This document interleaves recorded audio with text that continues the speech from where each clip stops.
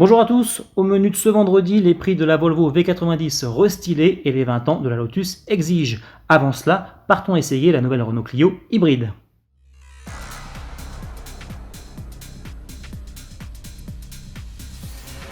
Petit événement sur autoplus.fr. Notre journaliste Cyril Biotto est parti essayer la première Renault hybride, la Clio e-Tech, qui est pour mémoire non rechargeable. Au menu, un bloc 4 cylindres essence 1,6 litre et 2 moteurs électriques pour une puissance totale de 140 chevaux. Premières impressions au volant. Qu'est-ce qu'elle donne cette Clio hybride au volant? Globalement, elle est plutôt réussie, plutôt agréable, elle nous plaît bien.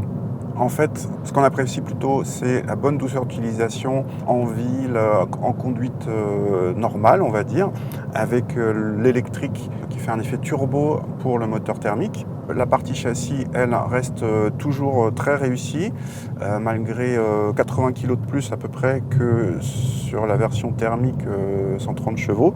La voiture est confortable, elle est assez dynamique. Et côté consommation, c'est plutôt bon, Cyril, non ? En effet, disons-le tout de suite, cette Clio fait un très bon score puisque nous avons mesuré 5 litres tout rond de moyenne.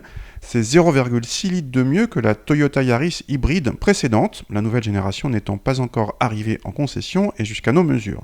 Toutes les citadines essence sont loin derrière, même des beaucoup moins puissantes, et seule la Honda Jazz fait aussi bien, avec plus d'habitabilité mais moins de performance.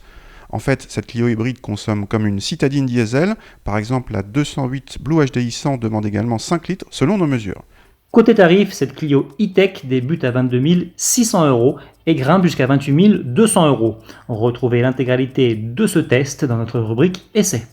En février dernier, la Volvo V90 a eu droit à un restylage de mi-carrière. Le break a gagné quelques retouches esthétiques avec notamment une calandre et un pare-choc avant revus. Surtout, toutes ces motorisations sont devenues électrifiées grâce aux technologies micro-hybrides ou hybrides rechargeables.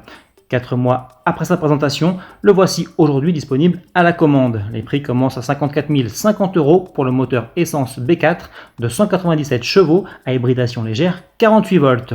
Son pendant diesel de même puissance est lui facturé 2 000 € plus cher. Quant à l'hybride rechargeable T8 de 390 chevaux, il faut compter au bas mot 75 000 €. Pour finir, souhaitons un joyeux anniversaire à la Lotus Exige qui souffle cette année sa 20e bougie. Pour l'occasion, le constructeur britannique lance une édition spéciale aux couleurs du coupé originel, orange chrome, rouge calypso ou bleu laser. Basé sur la radicale Exige Sport 410, ce modèle gagne aussi quelques équipements supplémentaires dont un régulateur de vitesse et un volant en Alcantara. Il profite également d'un logo spécifique en relief sur le tableau de bord et brodé sur le dossier des sièges. Le traditionnel V6 3,5 litres à compresseur de 416 chevaux est lui toujours de la partie.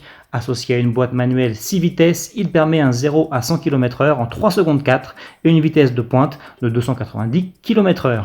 Cet Exige 20e anniversaire, dont le prix dépassera les 100 000 € sur le marché français, arrivera dans le courant de l'année.